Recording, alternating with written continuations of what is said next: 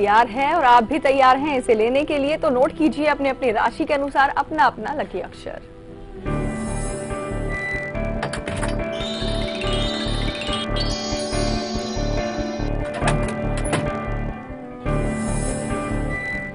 मित्रों, आपका ये लकी अक्षर जो आपके भाग्य में चार चांद लगा देता है, आपका हर कार्य निर्विघ्न रूप से संपन्न करता है और आपके परिवार की कलह कलेश को भी बिल्कुल ये खत्म कर देता है। तो ये बड़ा चमत्कारिक है लकी अक्षर। इसको क्या विधि रहेगी लिखने की ये भी बताएंगे, परंतु पहले आप अपनी राशि अनुसार इस लकी अक्षर को नोट कर लीजिए। अब बताते हैं आपको लकी अक्षर के बारे में। मेष राशि वालों का आज लकी अक्षर रहने वाला है ना। ना अक्षर रहेगा आपका लकी अक्षर। हर तरह की नकारात्मकता गायब हो जाएगी आज। वृषभ राशि वाले लिखें ला अक्षर को। बताएं आपको मिथुन राशि के बारे में का, और मिथुन राशि का लकी अक्षर रहेगा का, और कर्क राशि का लकी अक्षर रहेगा हा। सिंह राशि वाले लिखें मां अक्षर को, और कन्या वाले लिखें पा अक्षर को। तुला वाले नोट करें रा, और वृश्चिक वाले आज लिखेंगे भा अक्षर को। बारी आ चुकी है धनु राशि की। धनु राशि वाले लिखें आज टा अक्षर को। मकर राशि वाले जा अक्षर को। कुंभ नोट करेंगे आज गा अक्षर, और मीन राशि का आज बहुत प्रिय रहेगा लकी अक्षर, वो रहेगा ण। तो मित्रों, आज क्या विधि रहे इसको लिखने की ये आपको बता देते हैं। आज मित्रों सोमवार का दिन है, एकादशी का श्राद्ध है। आप अपने घर के ईशान कोण की तरफ मुख करिएगा। हो सके तो एक सफेद कागज पर सफेद चंदन के द्वारा ही, या फिर सफेद चंदन की कोई आपको कलम मिल जाए उसके द्वारा भी आप इसको लिख सकते हैं, और सफेद धागे की सहायता से श्री हरि के चरणों से स्पर्श करके अपने पॉकेट में पर्स में रखिएगा, और अगले दिन यानी नेक्स्ट मॉर्निंग में आप इसे किसी पवित्र वृक्ष की जड़ में अर्पण करिएगा। जी, और अब फतेहाबाद से हमारे साथ अजय जुड़े हैं। जी, आपका स्वागत है शो में। जी प्रणाम। प्रणाम भैया, श्री राधे। आचार्य जी, मेरी डेट ऑफ बर्थ 25/8/1968। जी, समय सुबह के 2 बजे। और प्लेस फतेहाबाद। फतेहाबाद। क्या सवाल है आपका? मुझे पूछना है कि मैं अपना बिजनेस करना चाहता हूँ, कब तक हो पाएगा, और दूसरा सवाल है कि मकान मेरा कब तक बन पाएगा। जी बिल्कुल बिल्कुल भैया, बता देते हैं यहाँ पर कि आपके जो आपने घर से संबंधित प्रश्न पूछा है, और आपने प्रश्न पूछा है, द्वितीय प्रश्न क्या था कंचन जी इनका अपना घर कब होगा जी, बिजनेस जी, माफ कीजिएगा। देखिए भैया, मिथुन लग्न की यहाँ पर पत्रिका है, राहु की महादशा और शुक्र की अंतरदशा है। देखिए, आपकी राशि पर इस समय राहु देव का भ्रमण चल रहा है, गोचर कर रहे हैं राहु देव। लेकिन राशि पर राहु देव के गोचर के साथ साथ राहु सूर्य को, बुध को, बृहस्पति को और शुक्र को, जो कि आपके चंद्रमा के साथ तीसरे घर में विराजमान है, सभी को पीड़ित कर रहे हैं। आप इस समय व्यापार में हाथ बिल्कुल ना आजमाइएगा। थोड़ा सा विलंब है आपके व्यापार में, व्यापार करिएगा लेकिन 2017 के बाद। रहा प्रश्न आपके अपने घर का, आने वाले समय में आपका घर अवश्य होगा, कोई दो राय नहीं। इसके निमित्त आप किन्नरों की मदद करना, उनकी सहायता करना आरंभ करिएगा। 6:15 से 7:30 रत्ती तक का आप एक जो है पन्ना भी धारण करिए, और हो सके तो माँ की आराधना नित्य आप करना आरंभ कर दीजिए। नवरात्रि का पावन पर्व भी बहुत जल्द आने वाला है। नित्य माँ को एक नारियल और एक चुनरी भेंट करिएगा। जी हाँ, और चलिए अब जान लेते हैं आज का दिन हम सबके लिए कैसा है। राशिफल में क्या कुछ छिपा हुआ है। शुरुआत पहली 6 राशियों से, यानी कि मेष से लेकर के कन्या तक का राशिफल।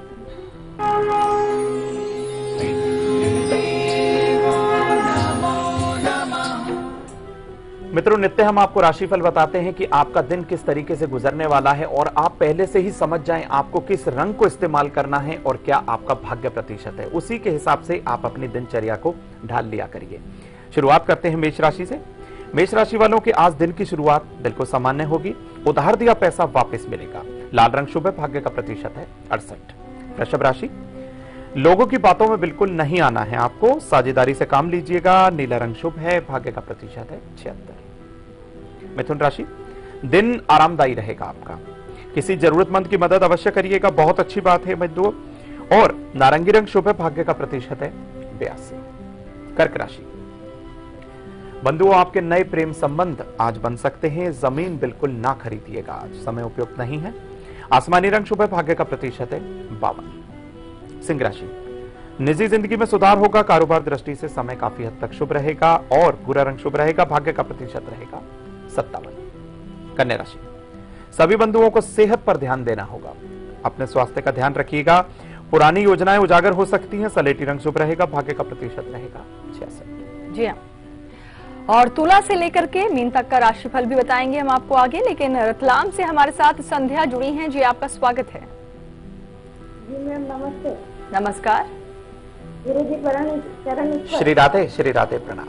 जी गुरुजी, मैं मेरी बेटी के बारे में पूछना चाहती हूँ। जी जी। उसकी जन्म तारीख है 10 दिसंबर 2008 सुबह 10:32 जी, और प्लेस जावरा जिला रतलाम।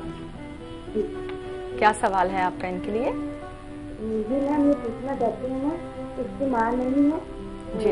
1 साल की थी तभी से डेथ हो गई, तो वो मेरे पास ही है जी। तो जो उसके पापा और मेरे बीच में केस चल रहा बच्चे के लिए कि मैं उसको भेजना चाहिए या मेरे पास रखना चाहिए, और आगे उसकी आयु संस्कार और पढ़ाई कैसी? जी, मकर लगन की पत्रिका, आपने उन्हें पाला है, पोसा है, तो आप ही उनकी माँ हैं। आप ही के पास ये बालिका रहे। लेकिन आपको बताएं, शुक्र की महादशा और बुध की अंतरदशा है। चंद्रमा इनका चतुर्थ भाव में। कहा जाता है कारको भावनाशा है। कोई कारक अपने ही भाव के अंदर आ जाए तो उस भाव के अंदर वो काफी हद तक कमी कर देता है। लेकिन चंद्रमा यहाँ पर मेष राशि में विराजमान है और चतुर्थेश यानी चतुर्थ भाव का जो स्वामी है मंगल, वो सूर्य के साथ अपनी ही राशि के अंदर एकादश भाव में विराजमान है। बिल्कुल आप ये केस जीत जाएंगी, लेकिन आने वाले समय में इनको संस्कारवान भी आपको बनाना है। बहुत अच्छी बात आपने पूछी है। इनके हाथ से हर पूर्णिमा के दिन 2 तुलसी के पत्ते सफेद चंदन के साथ श्री विष्णु जी के चरणों में अर्पण कराया करिए, और हो सके तो जब आपके पास समय हो तो कम से कम 108 तुलसी के पत्तों की माला स्वयं बनाइएगा पीले धागे के अंदर और विष्णु जी के गले में धारण करा दीजिएगा। बिल्कुल संस्कारवान बनेंगे, और हो सके तो दूसरों की मदद की भावना इनके अंदर डालना शुरू करिएगा, लाभ बहुत होगा। बिल्कुल। वाकई आचार्य जी, जिस तरह से अभी संध्या जी ने सवाल भी रखा, बच्ची को लेकर के सवाल था, और बच्ची की उम्र भी बहुत ही कम है, अभी देखिए 6 साल की बच्ची है ये भी, लेकिन रहेंगी कंचन जी अपनी इन्हीं के साथ, क्योंकि हाँ बिल्कुल ये नानी भी हैं और माँ भी हैं। बिल्कुल, तो कह सकते हैं ये बच्ची अब नानी के लिए शुभ होने वाली है, बिल्कुल शुभ होने वाली है, और इनके लिए भी बहुत प्रभाव जो है इनकी जिंदगी के अंदर देखने को मिलेगा। साथ ही साथ बालिका को डबल आशीर्वाद, माँ का और नानी माँ का। बिल्कुल, और ये हमेशा कायम रहे, बच्चे उन्नति करें, ये हमारी तरफ से भी शुभकामनाएं हैं। हरवंश जुड़े हैं नागपुर से हमारे साथ। जी आपका स्वागत है शो में। नमस्कार कंचन जी। नमस्कार आचार्य जी, राधे राधे। श्री राधे प्रणाम। अपने छोटे भाई के लिए पूछना है। जी बिल्कुल।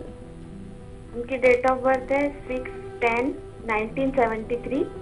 जी, समय 2:45 AM और प्लेस नागपुर। क्या सवाल है आपका?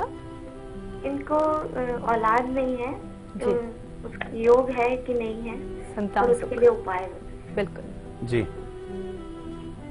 देखिए आपको बताते हैं, सिंह लगन की यहाँ पर पत्रिका है। पंचम भाव के अंदर राहु देव का विराजमान होना और पंचम भाव के स्वामी बृहस्पति का अपने से द्वितीय हाउस में जाना, किसी भी ग्रह का अपने से द्वितीय भाव में जाना काफी हद तक शुभ होता है।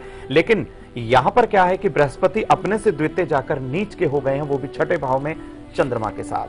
भगवान श्री हरि विष्णु की आराधना नित्य कराइएगा। हो सके तो संतान गोपाल यंत्र को अपने घर में अभिमंत्रित कराकर किसी योग्य विद्वान ब्राह्मण के द्वारा घर की पूर्व दिशा में रख लीजिए। ठाकुर जी का आशीर्वाद अवश्य होगा, क्योंकि इस समय बृहस्पति की महादशा और बुध की अंतरदशा चल रही है।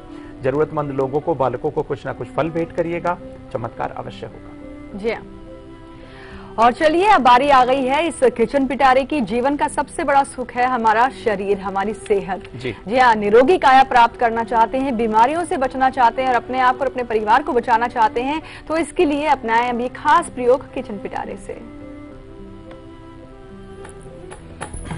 मौसम गुलाल लेके दरवाजे मेरे आए, मिस्री सी बात हवाएं कानों में कह जाए।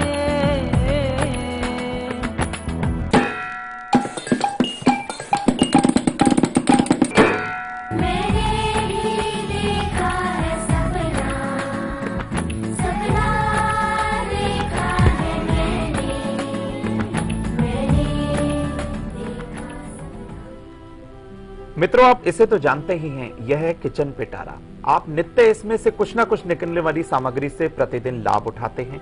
लेकिन आज ऐसी क्या सामग्री इसके अंदर छुपी हुई है कि आपके घर से बीमारी बिल्कुल आपको छोड़कर चली जाएगी, चाहे वो कैसी ही बीमारी क्यों ना हो, बिल्कुल इसके प्रयोग के बाद जो है वो जाएगी। लेकिन सर्वप्रथम आपको बताएंगे कि इसके अंदर जो आज छुपा हुआ है वो है गेहूं का आटा।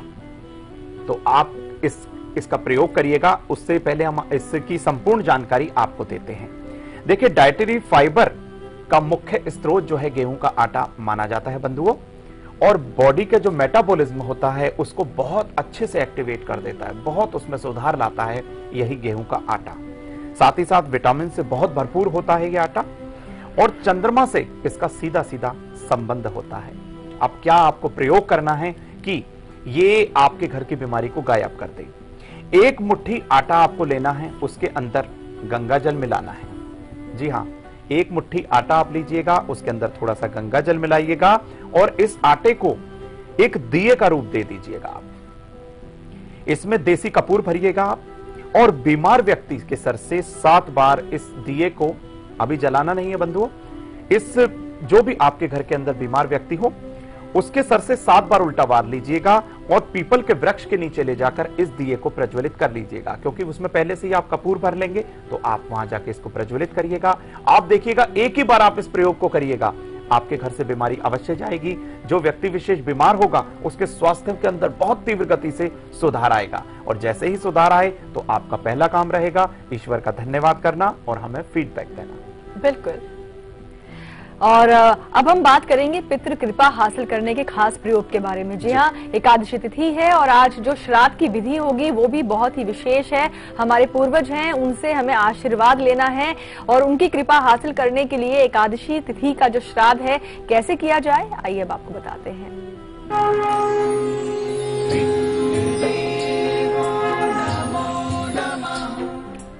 बिल्कुल मित्रों, जो आपके पूर्वज एकादशी तिथि पर जो दिवंगत हुए तो उनका आज आप श्राद्ध करिएगा। इसके निमित्त आप क्या उपाय करें ताकि वो श्राद्ध पूर्ण रूप से सफल हो और उनका आशीर्वाद आपको मिल जाए। सर्वप्रथम जल के अंदर आप एक पात्र के अंदर जल लीजिएगा, उसमें काले तिल, जौ और गंगा जल मिलाकर आप ब्राह्मण द्वारा, इस जल के द्वारा आप जो है ब्राह्मण से तर्पण करवा दीजिएगा। और जौ के आटे के अंदर आपको थोड़ा सा गंगा जल मिलाना है, थोड़ा सा काला तिल मिलाना है और एक पिंड का रूप दे देना है। एक पत्तल में रखकर पीपल के नीचे आप इस समस्त सामग्री को रखाइएगा। उस पिंड को एक पत्तल में रखिएगा और पीपल के वृक्ष के नीचे रखाइएगा। लेकिन इस प्रक्रिया के पश्चात आप वहां पर थोड़ा सा जल भी अवश्य चढ़ाइएगा, और साथ ही साथ गाय को, कुत्ते को और कौवे को कुछ ना कुछ खाने के लिए भोज्य सामग्री आप अवश्य दीजिएगा। विशेष कृपा आपके परिवार पर होगी, और जो दिवंगत हुए थे एकादशी तिथि पर आपके पूर्वज, उनका भी भरपूर आशीर्वाद आपको अवश्य मिलेगा। बिल्कुल। और अब बारी आ गई है आज के हमारे कुंडली के भाग्यशाली विजेता के नाम को अनाउंस करने की। उनका नाम हम आपको बस बताने वाले हैं, उनसे बात भी की जाएगी, लेकिन उससे पहले हम आपको बताना चाहेंगे कि पिछले सप्ताह हमने आपसे सवाल पूछा क्या था। पिछले सप्ताह का हमारा सवाल था, वाणी का कारक ग्रह कौन सा है? जी, कौन सा है? जी हाँ, बुध। और जिन्होंने हमें सही जवाब दिया है वो है संतोष ठाकुर जी, और इन्होंने अपनी बेटी स्वाति की जो है कुंडली बनवाई है। और इस वक्त संतोष ठाकुर जी जो हैं वो इस वक्त हमारे साथ फोन लाइन पर भी जुड़े हुए हैं। संतोष जी, आपका स्वागत है शो में और आपको ढेरों बधाई। आज के आप हमारे कुंडली के भाग्यशाली विजेता बन चुके हैं। बताइए क्या जानना चाहते हैं आप स्वाति के बारे में? नमस्कार मैम। नमस्कार। मेरी बेटी के अभी जो इसका डेट ऑफ बर्थ है 6/9/2005। वो जानकारी हमारे पास है, कुंडली तैयार हो चुकी है, बस अपना सवाल पूछिए आप। सवाल ये है कि बीमार अभी है, 10 दिन से इसको फीवर हो चुका है, आराम नहीं हो रहा है इसको। और दूसरा नंबर है इसका क्या, अभी कुछ आगे के लिए क्या, पढ़ाई में भी कमजोर है, होती जा रही है। बिल्कुल भैया, देखिए बताते हैं। मिथुन लगन की यहाँ पर पत्रिका है। आपको बताएं, लग्नेश इनका बुध बिल्कुल तीसरे भाव में आकर सूर्य और शुक्र के साथ अस्त हो चुका है। 5.25 रत्ती तक का आप इन्हें एक पन्ना धारण कराइए, इनके हाथ से गऊ को चारा दिलवाइए, हो सके तो इनका भी आप वजन कराइएगा और वजन के बराबर हरा चारा किसी गौशाला में दान कराइएगा। अब आपको बता दें, राहु की महादशा, राहु की अंतरदशा इस जन्मांक में चल रही है आपकी पुत्री के, और इनकी मकर राशि से 8वें भाव के अंदर राहु देव का गोचर इनको काफी हद तक बीमार कर रहा है। इनको एक गोमेद जो है इनके शयन कक्ष के अंदर गोमेद बीसा यंत्र को बनाइएगा, उनके शयन कक्ष में इनके पिल्लों के नीचे आप रख दीजिएगा। कम से कम राहु में राहु की अंतर्दशा जब तक रहे तो आपको ये रखना होगा। आने वाले समय में बिल्कुल इनके लिए समय शुभ रहेगा, बिल्कुल ना घबराइएगा, इस उपाय को अपनाइएगा। ठाकुर जी का आशीर्वाद बालिका पर अवश्य होगा। बिल्कुल, तो आपको बहुत सारी शुभकामनाएं हैं संतोष जी, और ये जो कुंडली है स्वाति की, ये भी बहुत ही जल्द आप तक पहुंचा दी जाएगी। और फिलहाल अब हम आपको बताएंगे सप्ताह का सवाल भी, जिसका सही जवाब देकर आप भी बन सकते हैं कुंडली के भाग्यशाली विजेता। तो इस सप्ताह का जो हमारा सवाल है वो हम आपको बता रहे हैं, इसे आप नोट कीजिए। सवाल आपकी स्क्रीन पर है, क्रोध के कारक ग्रह का नाम बताएं। ऑप्शन सामने है, चंद्रमा, बी मंगल, सी शनि। जो भी आपको सही जवाब लगता है उसे आप हमें मेल कर दीजिए कल 8am@liveindia.tv पर अपने 2 फोन नंबर्स और अपना एड्रेस भी साथ में लिखकर जरूर भेजिएगा। सतीश जुड़ गए हैं, इनसे हम बात करेंगे। जी आपका स्वागत है शो में। सतीश जी, आप तक हमारी आवाज पहुंच रही है? हेलो जी जी, मुझे अपनी बेटी के बारे में पूछना है। बिल्कुल, जन्म की तारीख बताएं आप। ये है 21 अप्रैल जी 4:57 AM दिल्ली। अच्छा, सन भी बताइए आप। हाँ जी, 21 अप्रैल जी 4 इनका है 3:57 मॉर्निंग, सुबह का टाइम है। भैया जन्म का सन भी बताइए, किस वर्ष में ये पैदा हुए? ये 2000। हाँ जी। आप जन्म का समय बताइए। जन्म का समय है 3:57 सुबह का, सुबह दिल्ली। जी प्रश्न पूछे। प्रश्न ये है, मैं इसके कैरियर को लेकर थोड़ा सा, ये 11th में आई है जी, और थोड़ा पढ़ाई को लेकर मैं हूँ, कैरियर कैसा बनेगा। अभी इसने कॉमर्स लिया है, तो मैं इसके कैरियर को लेकर थोड़ा सा हूँ कि क्या फ्यूचर होगा इसका। बिल्कुल भैया, कुंभ लगन की पत्रिका कॉमर्स, बिल्कुल इन्होंने बहुत अच्छा जो है चुनाव किया है। शनि की महादशा, राहु की अंतर्दशा, हम यहाँ देख पा रहे हैं बुध की स्थिति शुक्र के साथ, उच्च के शुक्र के साथ है। नीच भंग राजयोग जन्मांक के अंदर विद्यमान है। घबराना नहीं है, थोड़ा सा परेशानी आ सकती है, लेकिन उसमें इनको व्यथित होने की, परेशान होने की बिल्कुल जरूरत नहीं है। एक पीला चौकोर वस्त्र लेना है, ये 1.25 मीटर का वस्त्र रहेगा। उसके अंदर एक नारियल रखना है और 7 हल्दी की साबुत काट रखनी है। इनके हाथ से किसी मंदिर में या पीपल के वृक्ष के नीचे आप ये दान कराइएगा, और हो सके तो इन्हें 6.25 से 7.25 रत्ती तक का आप एक पन्ना अवश्य धारण कराइए। लाभ भी होगा और इनके कैरियर वाइज जो परेशानी थी बिल्कुल खत्म हो जाएगी। जी, पुणे से हमारे साथ अब पूजा जुड़ी हैं। जी आपका भी स्वागत है शो में। हेलो जी पूजा जी। हाँ, मुझे अच्छा, सुन लिया आपने टीवी से भी, तो आप टीवी बंद कर दीजिए। मुझे मेरे बेटी के बारे में पूछना है। वो अभी 10 साल की है। वो बहुत ऐसा। पूजा जी, ऐसे बात नहीं हो पाती है अच्छे से। आप एक काम कीजिए, टीवी का वॉल्यूम बंद कीजिए। मुझे नमस्ते मैडम। नमस्ते आचार्य जी। श्री राधे। नमस्कार। हाँ, मुझे बेटी के बारे में पूछना है। उसका जन्मदिन 12/9/2007। जी, समय? हाँ, थाने। तो और वो बहुत ऐसा चिड़चिड़ करती है। उसका जन्म का समय बताइए। तो उसके बारे में समय 7:15 सुबह 7:15। बिल्कुल जी। अब अपना सवाल पूछिए। जी सवाल पूछिए आप। जी सवाल कंचन जी ये था कि इन्होंने कहा कि चिड़चिड़ करती है, बहुत शैतान है, चिड़चिड़ापन आ रहा है व्यवहार में। देखिए कन्या लगन की पत्रिका है और उच्च का बुध इनके लग्न के अंदर, बहुत ही सुंदर संयोग इनके जन्मांक के अंदर, लेकिन एकादश भाव का स्वामी चंद्रमा वहां पर विराजमान है। देखिए लग्न में अगर चंद्रमा आ जाए तो कहीं ना कहीं चंचलता बालक या बालिका के अंदर आ जाती है, लेकिन चंद्रमा की ही महादशा है और शनि की अंतरदशा है। कच्चे दूध के अंदर काला तेल और शहद और गंगा जल मिलाइएगा। इस बालिका के हाथ से भगवान शिव का अभिषेक कराइएगा। थोड़ा सा जलहरी से जल लेकर मस्तक पर भी लगाइएगा, और हो सके तो कम से कम 5 मुखी 6 मुखी रुद्राक्ष इनके कंठ में धारण अवश्य कराइए। बिल्कुल। और चलिए अब जान लेते हैं तुला से लेकर के मीन तक का भी राशिफल।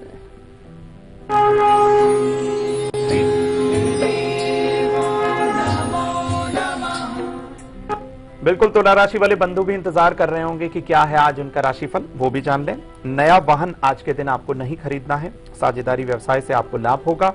सफेद रंग शुभ रहेगा। भाग्य का प्रतिशत रहेगा 75। वृश्चिक राशि, बेवजह आपको पैसे बिल्कुल नहीं खर्चने, फिजूल खर्ची से आज के दिन आप बचिएगा। मित्रों का भरपूर सहयोग मिलेगा, गहरा लाल रंग शुभ रहेगा, भाग्य का प्रतिशत रहेगा 63। धनु राशि, आय की स्थिति सामान्य रहेगी, कानून से रिलेटेड कुछ ना कुछ प्रॉब्लम आ सकती है, थोड़ा ध्यान रखिएगा। पीला रंग शुभ है, भाग्य का प्रतिशत है 66। मकर राशि, दिन अच्छा रहेगा, शादी का बहुत अच्छा योग आपके जन्मांक में है, हरा रंग शुभ है, भाग्य का प्रतिशत है 70। कुंभ राशि, परिवार का भरपूर सहयोग आज आपको मिलेगा, पूंजी निवेश से आज लाभ होगा, जामुनी रंग शुभ है, भाग्य का प्रतिशत है 61। मीन राशि, यात्रा की योजना जो है आज के दिन आप टाल दीजिएगा, नई नौकरी का बहुत अच्छा योग, बादामी रंग शुभ है, भाग्य का प्रतिशत है 73। जी, धुलिया महाराष्ट्र से हमारे साथ अर्चना जुड़ गई हैं, आपका स्वागत है शो में। कंचन जी नमस्कार। आचार्य जी कोटि कोटि प्रणाम। श्री राधे। हाँ, मुझे मेरे भांजे के बारे में पूछना है। बिल्कुल बताएं। 21 दिसंबर 89 जी, समय रात के 9:13 धुलिया महाराष्ट्र। धुलिया, हाँ, क्या सवाल है आचार्य जी? मुझे इनकी शादी के बारे में पूछना है, इनकी शादी कब तक होंगी? और इनकी एक सगाई टूट चुकी है बिल्कुल शादी के 20 दिन पहले जी, तो इसका शादी का योग कब तक है और इसका मकान का योग बताना। जी जी बिल्कुल। देखिए, आपको बता देते हैं, शादी का योग जो है वो चल रहा है, घबराने की आवश्यकता बिल्कुल नहीं है। 7:30 से 10:30 रत्ती तक का आप एक उत्तम क्वालिटी का ओपल इनको धारण कराइए। इस ओपल को आप चांदी में बनवाइएगा और हो सके तो ओम शुम शुक्राय नमः इस मंत्र का नित्य 3 माला जाप कराइएगा। रहा प्रश्न आपका घर से संबंधित, आने वाले समय में भी घर का जो है योग आपको बता दें अगस्त 2017 के बाद बनता है। बिल्कुल इसमें भी कोई दो राय नहीं कि ये आपका घर बन पाएगा, लेकिन कुछ ना कुछ उपाय का आपको सहारा लेना होगा। कहीं से 2 ईंट आप किसी मंदिर के अंदर दान कर दीजिएगा। ये ऐसा आप ज्यादा भी कर सकती हैं, लेकिन कम से कम 2 ईंटों का दान आपको अवश्य करना होगा। ये किसी शिव मंदिर में दान करिएगा, लाभ तुरंत होगा। बिल्कुल। तो चलिए, इन्हीं अच्छी खास जानकारियों के साथ शो में आज के लिए बस इतना ही। और आचार्य जी, आपने इतनी अहम जानकारियां दी हैं, इसके लिए आपका बहुत बहुत शुक्रिया। श्री राधे, धन्यवाद। और जाने से पहले आपको बताना चाहेंगे कि कल सुबह 8 बजे हम आपके लिए क्या खास लेकर आएंगे। हम आपको बताएंगे कि अगर आपकी कुंडली में पितृ ऋण विराजित है तो मानकर चलिए आपके जीवन में बहुत सारी जो चीजें हैं आपके हाथ से छिनती चली जाती हैं।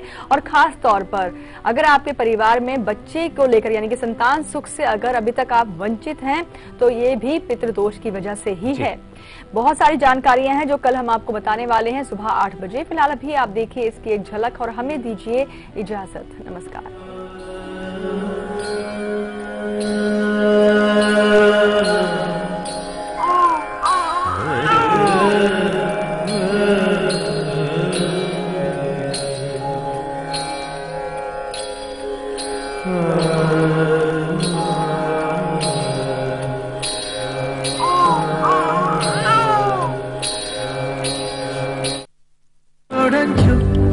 हुआ मेरा चैन उड़नछू उड़नछू रहे नींदे सारी रैन उड़नछू हुआ मेरा चैन उड़नछू उड़नछू रहे नींदे सारी रैन उड़नछू। प्रदीप में कितना मजेदार वीडियो है। हमें रहने दे, ऐसा मजा ना सजा भी बन सकता है। संभल कर चलने की आदत ही भली। तू और तेरी आदत।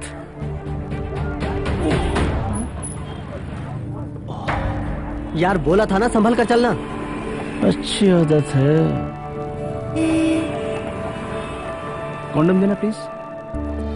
मैं और कहीं भले रिस्क ले लेता हूं पर अपनी जान के साथ कभी नहीं, क्योंकि एक बार भी चूके तो HIV एड्स, यौन संक्रमण या अनचाहा गर्भ कुछ भी हो सकता है। इसलिए कॉन्डोम हर बार एक अच्छी आदत।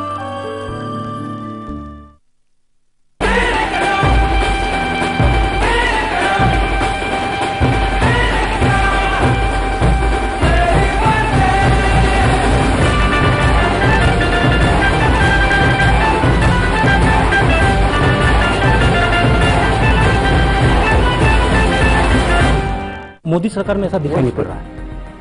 मैं आरोप नहीं लगाऊंगा, क्योंकि प्रधानमंत्री को मैं अपना देश मान करके चलता हूँ। भारतीय नारी जो है अपने देश के लिए मुंह नहीं खोलती है, मैं कुछ नहीं कहूँगा। केंद्र सरकार से क्या आपको सपोर्ट मिल रहा है जितना एक राज्य को मिलना चाहिए? मैं इस मामले में मौन रहना ज्यादा पसंद करूंगा।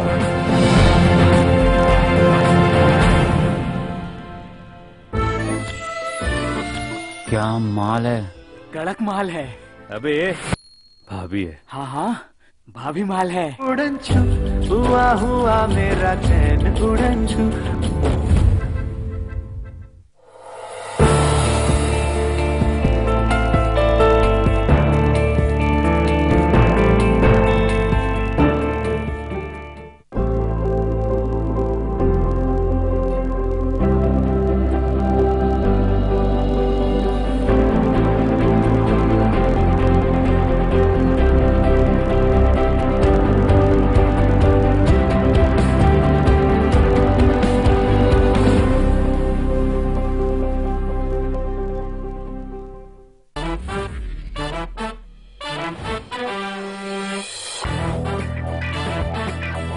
देखिए बॉक्स ऑफिस का हर रंग और आपका सिर्फ लाइव इंडिया पर। मोदी सरकार में ऐसा दिखाई नहीं पड़ रहा है। मैं आरोप नहीं लगाऊंगा, क्योंकि प्रधानमंत्री को मैं अपना जेठ मान करके चलता हूँ। भारतीय नारी जो है अपने जेठ के लिए मुंह नहीं खोलती है, मैं कुछ नहीं कहूँगा। केंद्र सरकार से क्या आपको सपोर्ट मिल रहा है जितना एक राज्य को मिलना चाहिए? मैं इस मामले में मौन रहना ज्यादा पसंद करता हूँ।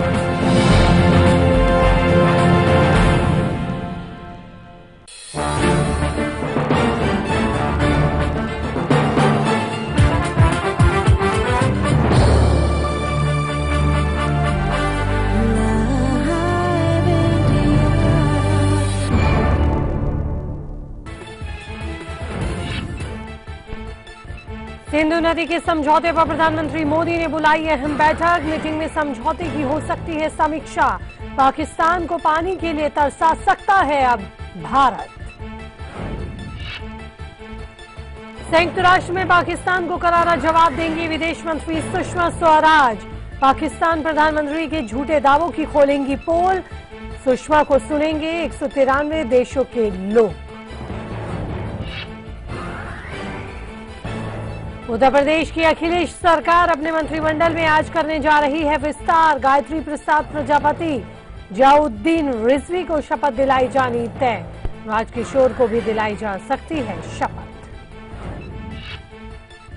भारत के PSLV-C35 ध्रुवीय उपग्रह प्रक्षेपण यान आज सुबह 9:12 पर होगा लॉन्च। आंध्र के श्रीहरिकोटा से होगा प्रक्षेपण।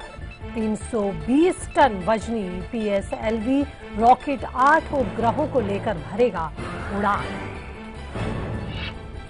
कानपुर में अपना 500वां टेस्ट खेल रही टीम इंडिया जीत से सिर्फ 6 कदम दूर। दूसरी पारी में न्यूजीलैंड को दिया 434 रनों का लक्ष्य। नमस्कार, स्वागत है आपका लाइव इंडिया पर। आपके साथ मैं हूं ज्योति विनय कपूर।